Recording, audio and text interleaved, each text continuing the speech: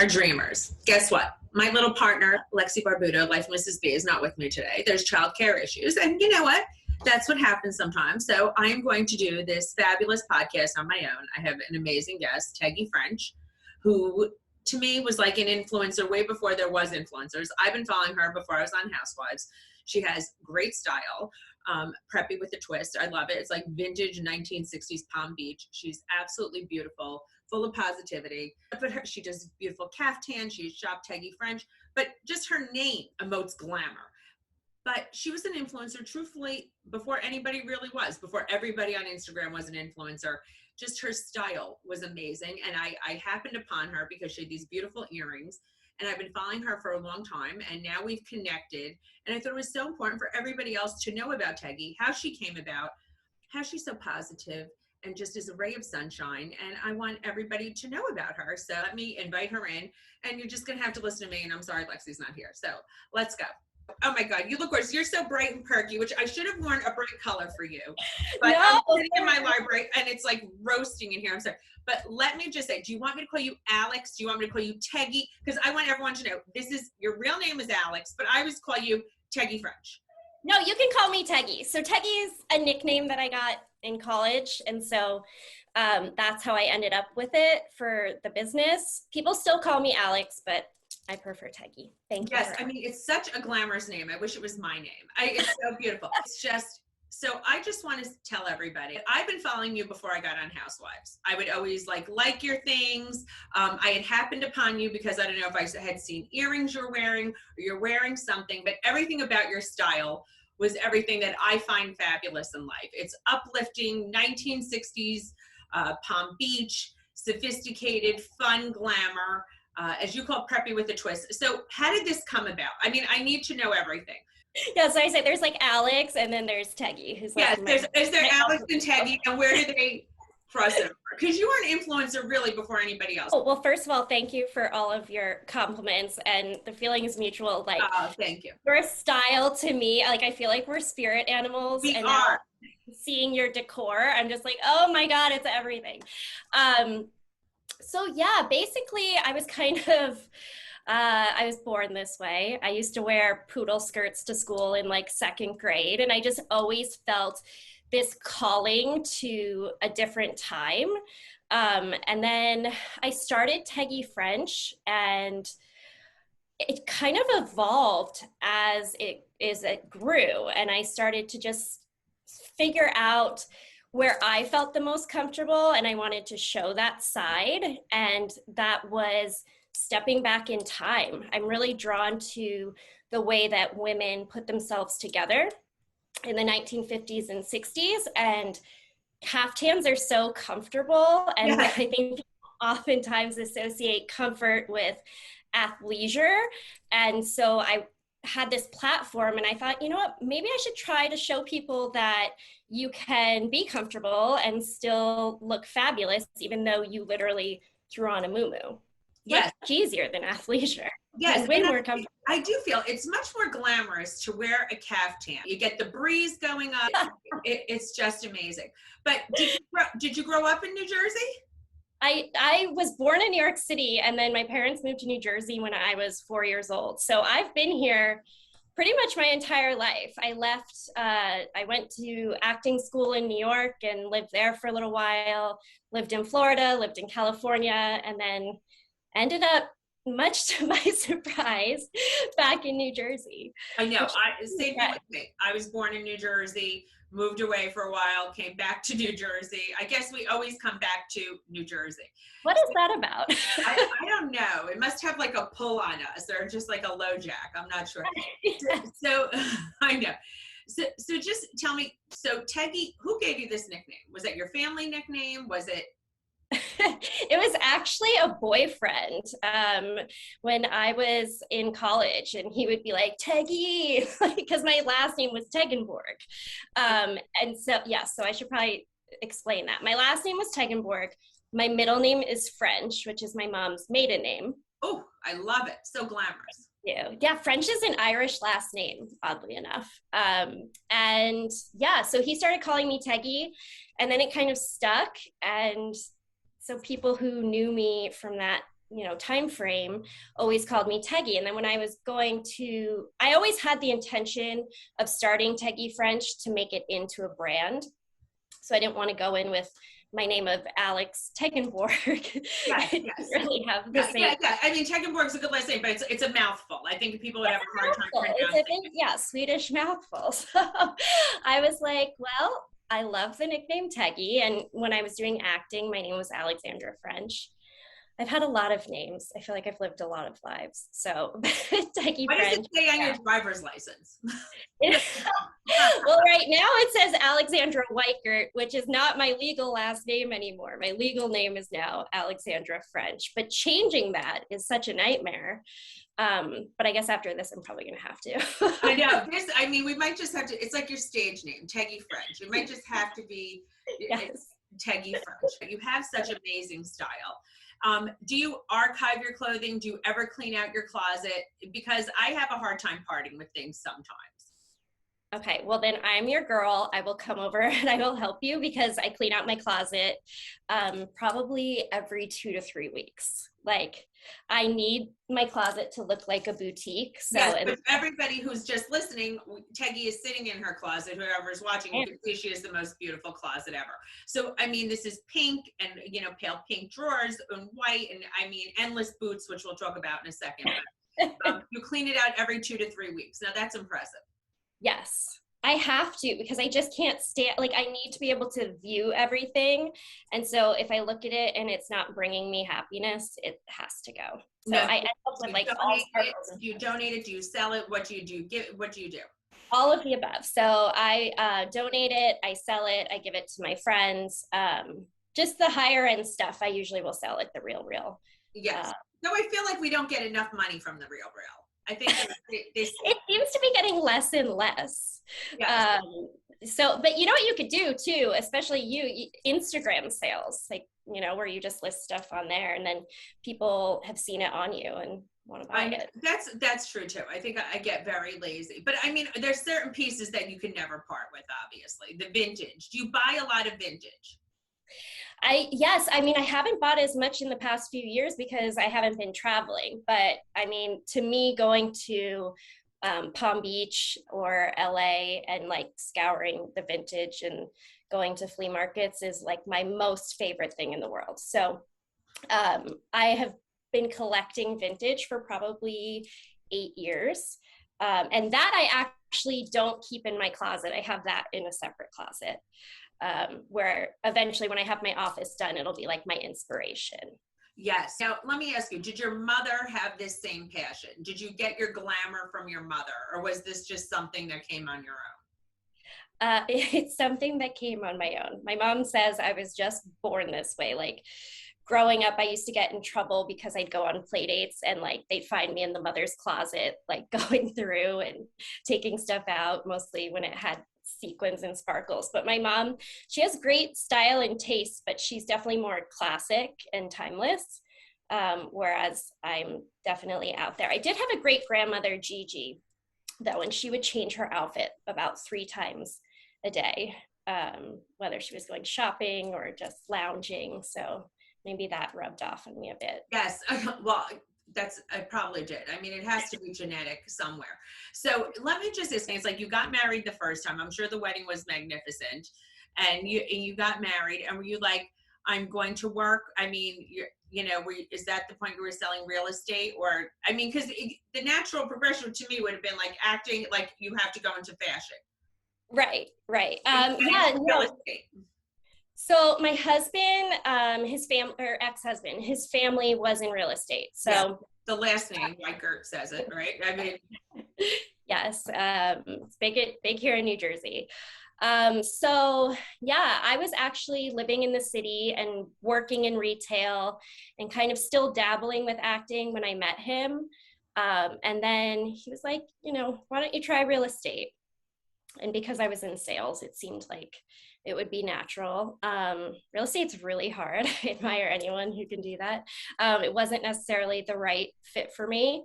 I'm very much of the mindset, try anything, say yes to everything. I didn't really know what my next step was going to be once I realized that acting wasn't in the cards. So I did real estate for a few years, and I was 30 when I got married.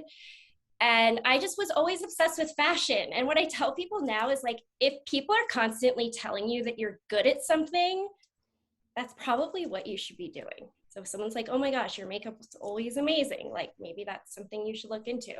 And then a friend was just like, you should start a fashion blog.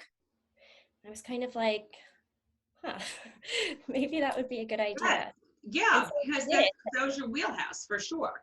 It was, but you know, you have to put in your time before you can make a living off of that. So I was still doing real estate. My mom always worked when I was growing up. So that was something, you know, I always knew that regardless of my situation, I always needed to have something that was my own. Yes. And when Teggy French started, it was like, I felt at home and finally like I was doing what my calling was. Yes, and then you have an adorable little son, Lauren, who is so cute, and you dress him so adorably. And you know, boys love their mother. Thank you. I mean, I have a son as well who's older. I mean, he'll be 26 already. But now, tell me, were you like, you have this little boy, and I mean, somebody who's like very fashionable. Even me, when I first had my son, I was like, I don't know about boys. No. You feel that way or no? Yes. I remember when I found out I was having a boy, I was like, huh, okay. But then you have them and it's like, oh my gosh, like I can't imagine myself with anything but this little boy, because just the love and the bond is amazing. And he's really into things that I love. So like he went to the dollar store the other day and he came home with flamingo straws for me and like little flamingo tape to swim there. That is so cute. That's so thoughtful. I know. My son, I would always take him antiquing when he was little. 26th Street Flea Market in New York City was the big thing. No way. Yeah. Did you know 26th Street Flea Market? Yes. Yes. I mean, I used to get so many things, and they had great vintage clothing and things like that. So Sunday mornings we would go. I mean, he was like my sidekick, and then we'd have. Oh, it's so cute. And does he still love to do stuff like that? He is very particular with decorating. He thinks I'm a little bit out there. That I've lost my marbles, but yes, he's very opinionated on clothing and decorating and all those things. But now he has a girlfriend and lives, with her, and he could drive her crazy. So that's what I say. So tell me, you have a new husband. I do. Oh my gosh. We have fabulous trust. I mean, I know all of this because I do follow you religiously on Instagram, and he's adorable. And that's pretty much a new marriage. Yeah. So he and I, we met when we were 20. I went to Rollins in Florida and I was working at Abercrombie and he was doing an internship in Orlando, and he got a job on the weekends to try to meet girls. And we were friends and we stayed friends and then lost touch when we were 22 and then reconnected. My girlfriends were like, you have to go on Bumble. And I was like, okay, but I don't want to meet anyone in New Jersey. So I paid extra to Bumble travel to New York. Oh, that's what you can do that. So you could travel anywhere. I mean, I went to Nashville, I went to LA. I was like, let's see what's out there. And, I missed that whole online dating world. Yes, of course. I know what you're saying. I mean, I did too, but I met the way I met my husband, we all know that. So I love your relationship. And he actually reminds me a lot of my husband in many ways. And yes. I mean, I think it takes a special man to be married to women like us. We're strong personalities. We're a little bit out there, right? It's like, but keeps life interesting. Yes, exactly. So does he dress himself or do you help him? Are you picky with his clothing? Yes, I wish I wasn't. He has great taste. He was like voted best dressed in high school. But when we do certain things, I like us to coordinate. No, I agree. I like Joe and I to coordinate as well. My husband did not have good style. Was probably voted most likely to be in jail. But but also a lot of fun. Yes, also a lot of fun. But I've upped his game tremendously. So that was the good thing. Yes, he wears flamingos now, which I love. Yes, that's good. Yeah, Joe wears pineapples. I have him, all little olives on his shirt. I like him because I feel like he's so masculine. It's nice to dress him very very preppy, you know, and in pinks and in colors because he's so tan. You know, and I get a lot of flack for that, which I don't understand why. I love it. That's society. My son came home the other day and he has his pink ballet slippers and he was like, I don't want to wear those anymore. And I said, why? And he said, because they're pink. And I was like, you're 4 years old and somehow you're thinking that you're a boy and you can't wear pink. It's like, where does that come from? So I have no idea. I love, you know, men and little boys in pink. They look so good. I mean, everyone looks good in pink. Exactly. It's absolutely ridiculous. So now tell me, I'm looking at all these cowboy boots. Where are those boots from? The back collection that I see in pink, gold, black, and silver. So they're from Dillard's. Okay. And you need them. They come in more colors than I even have. Now, is that on your Instagram? Is that on your Instagram? Yes, I'll send you. Yeah, they're so good.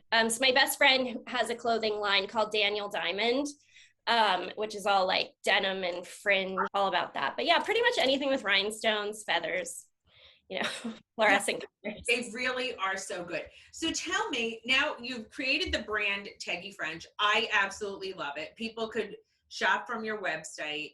They shop from your Instagram. Yes. To get the Teggy look, you know, everything on there, which I just want to say, I know you sent me a beautiful box, which I'm going to post it because that granny, like the cardigan, the crochet to dye. And I got a beautiful Teggy caftan because I wear a lot of caftans on the show and in real life. People can get your personal style because basically some of their line is on there, like what you design and create, your caftans, and then you buy from other companies that reflect your style. Is that what it is? Yeah. Originally it started as just, I was going to do my caftans and then I love other people's designs as well. So now it's kind of been curated into everything that I love. And we're adding a lot of new brands for next year as well. So it's just, it's so much fun. Like, I just love it. So hopefully we'll continue to grow. You're going to just stay online? Would you ever think of doing a pop-up shop or a destination? Tell me what else. Do you ever think of doing that so you could come meet you? Or yeah, I think that would be a great idea. We talk about like getting a van and retrofitting it and kind of taking it on the road. You know, I think in New Jersey my style is kind of limited, so like my biggest following and people who resonate with my style are more down south. So I think that trunk shows and taking it on the road is probably more where we're going to end up. Having it's fun, but I want people in New Jersey to have more of your style because it's colorful, it's fun, it's amazing, and I feel like I get backlash a lot about my style on my show because they're like, "Who dresses like that?" I was like, "It is fun, it is colorful," and I just don't understand why people don't get it. And I agree, like, you know, no, it's like vintage, classic glamour, and I love it. And it's acquired taste for some people, but I always say dress for where you want to be, not for where you are necessarily. I think that's so true. So tell me, do you mix a lot of high and low together? Oh yeah, that's what it's all about. I mean, you can't just dress yourself in head to toe designer and, you know, expect to look amazing. I think that style is really mixing vintage with, you know, maybe a designer handbag or something like that. But my most favorite pieces are probably under $100. I'm all about the thrill of the hunt. You can find it anywhere.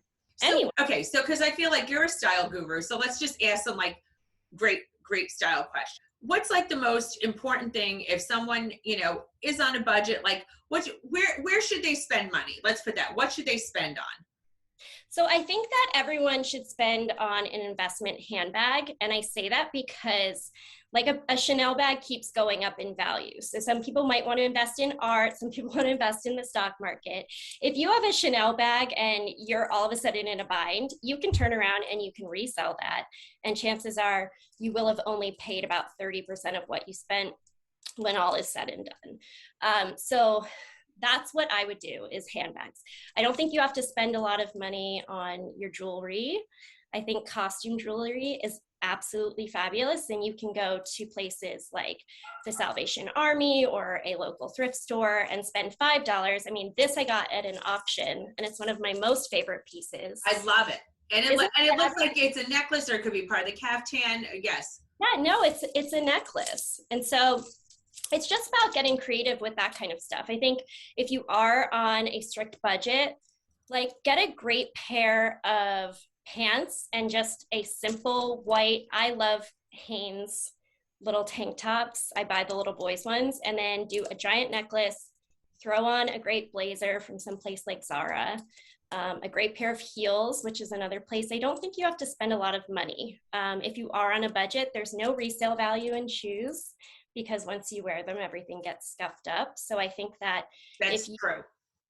If you're gonna spend money anywhere, for me, it's a handbag and also a great coat, because those are timeless and it really pulls everything together, especially when you're living in a place like New Jersey where it gets super cold. Yes, I think that's very important. It is true, because you could wear like those little white tank tops. You could wear them with jeans. You could wear them with a ball gown skirt and put a great necklace. I love to mix things that really don't go together. And I think that's what makes an outfit unique. Yes, and you can see, I mean, your style is amazing. And you see that, like, you know, it's all about mixing. And like, even like Sarah Jessica Parker in Sex and the City in that opening scene, you know, she's got the tulle big skirt and the little Hanes tank top and like tons of pearls, and you look amazing. But that outfit probably costs no money. Yes, and I think that's what people don't realize. They think if they're in designer head to toe, that they have great style. I mean, I think if you have money, anybody could do that. It's about, you know, doing something unique and making that happen. Yeah, absolutely. So where do you see the Teggy French brand going? In my dream world, I would see Teggy French becoming a lifestyle brand. You know, I look at people like Diane von Furstenberg, and you know, she started with the wrap dress and look what she grew it into.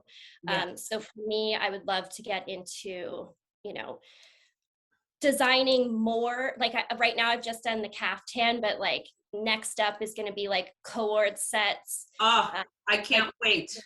Right? Because it's like when you travel or anything like that, it's so easy to throw on. You do like the matching little rope belt like they used to wear in the 70s. So you know, continuing to grow the fashion line as well as the e-commerce site, and then eventually get into home goods. And, you know, decor is such a passion of mine.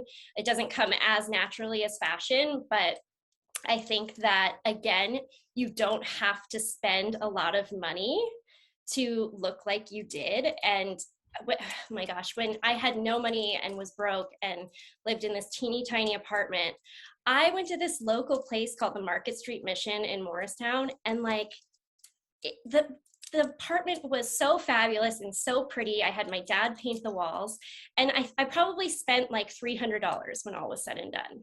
I know. I think you have to do some tutorials on putting together. Do you do tutorials on putting together outfits? I don't. Well, I think you have to do some tutorials on putting together outfits, because I think that's important to inspire people, because you're so fun. You're just such a breath of fresh air.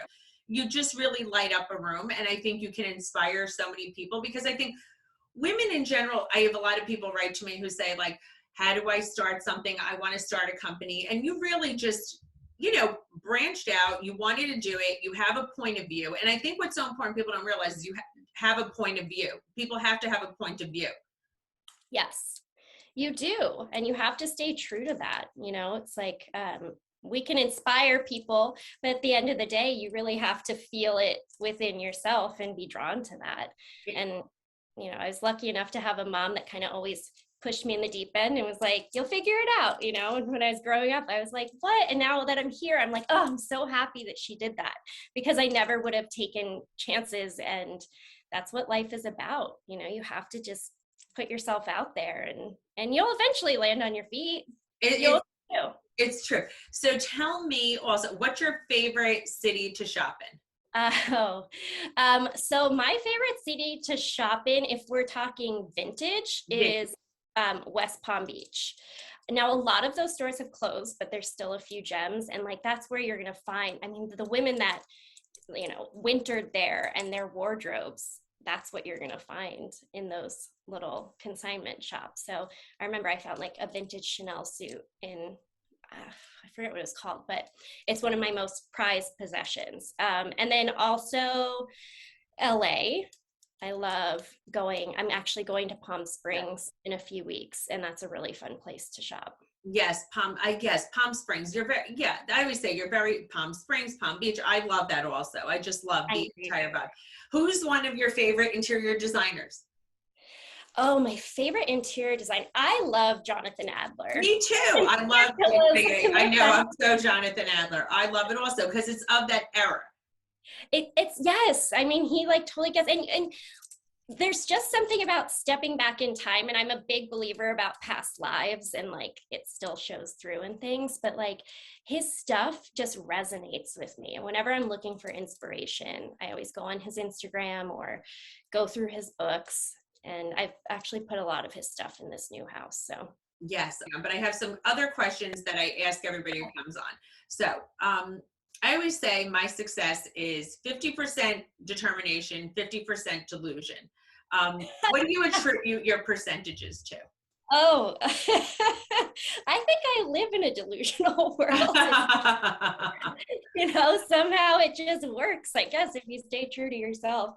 But I think, luck is talent meeting opportunity. So you just have to keep putting yourself out there, and, eventually you end up exactly where you're supposed to be. And I know that some people will roll their eyes because I live that way, but there are hard days, and I just keep manifesting and keep putting it out there what I want, and you end up there.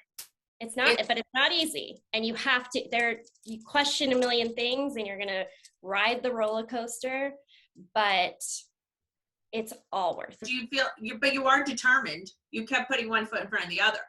Yes, very determined.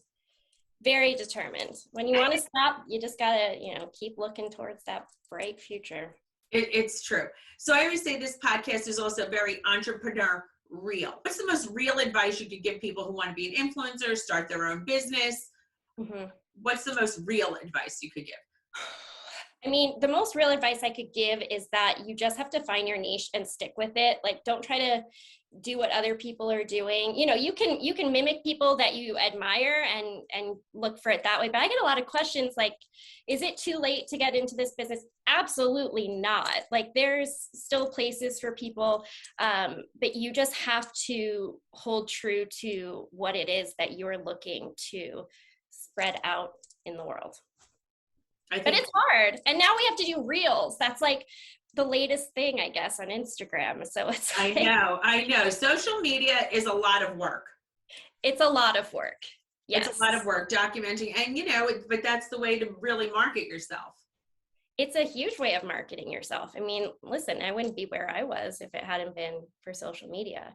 But you just have to keep going with whatever the latest thing is. So reels it is. Reels it is. Yes. And I think it's also helpful to people to have a business and that they have social media, because it's much easier to get it out there, especially from when I started, because it's a natural marketing platform, and anybody could just start it up. But has Instagram really helped your business? Oh, absolutely. Teggy French. That's the main reason that Teggy French exists is because of Instagram. So you have to be part of the social media world. What was your big girl panty moment at any time in your career, your life, that you're oh my God, this is my sink or swim moment, I got to pull up my big girl panties? I would say going through a divorce during COVID was pull on my big girl panties, and that really taught me a lot. And that's when we launched our e-commerce site, because it really was sink or swim. It was okay, I can fold now, or I can look at this as a learning experience and pick myself up off the floor with a lot of great people's help and make something of myself, and create a great life for my son and me and our future. And that's what I did. You did. And that is hard. And because it is also, people see you on Instagram with this beautiful, perfect life, right? And people look at you for that and inspiration. And to have that public image, that's hard. And that is a big girl panty moment. And to deal with that, but you're also very honest about your life, which I think is, you know, admirable, because that's so hard to deal with something like that in the public. That must have been very hard for you. Yeah, it was. And I kept a lot of it private for a long time, you know, but you realize that it's part of your story. And, you know, if you don't accept yourself for it, you can't expect other people to accept you for it. So, you know, I think that sometimes we want to keep things private until we're ready to talk about it. So you don't necessarily see all that goes on behind the scenes. And then all of a sudden it's like, I'm here and everything's great. But you know, you have to go through the motions and feel it and just give yourself time and allow yourself to heal. And, but with that said, you know, never fold. You just, you can't, right? So you have to put on your big girl panties and hopefully they're sparkly and hopefully they're sparkly. Make sure they sparkle. It's true. But you come out the other side, you're growing your brand. What advice, looking back on your life, would you give your young girl self? Little Teggy. Little Teggy, I would tell her that she needs to work hard and not expect anything to be handed to her, and to not be so hard on herself. And to, you know, I think this is also something, I'm in a beautiful closet surrounded by beautiful things, but they don't define you. I always used to say, all dressed up, no place to go, because I would spend every last cent I had on kind of looking the part of things. And now I wish I could tell that younger self to be okay wearing the stuff that might not cost as much, but you have money in the bank and you have, you know, more things that matter, right, at the end of no, I get what you're saying. You know what, I think that's very sound advice. Yeah, nice to have nice things, but again, you know, if all that disappears, you know, you want to make sure what's in there is solid and that you can take care of yourself. Hope you enjoy this, but tell everyone where they can find you. So you can find me at Teggy French on Instagram, and then my e-commerce site is Shop Teggy French. And then my blog is teggyfrench.com. Great. I wish you all the success in the world. Thank you so much. Thank you for having me. This was so much fun. I hope you guys all enjoyed listening to Teggy French, because she's young, vivacious, the original influencer, with a point of view. And I just want everybody to realize you can start it at any time to become an influencer. And I just love her style. I want everybody to follow her at Teggy French. Never too late to start a business. Have a point of view. It's easy now with social media. And I just hope you guys found this inspiring. And really, she's just a breath of fresh air. Keep dreaming, Caviar Dreamers. You can find me at The Real Margaret Josephs and at Macbeth Collection. And you can follow Lexi at The Life of Mrs. B. She'll be back on the next episode. And see you guys soon.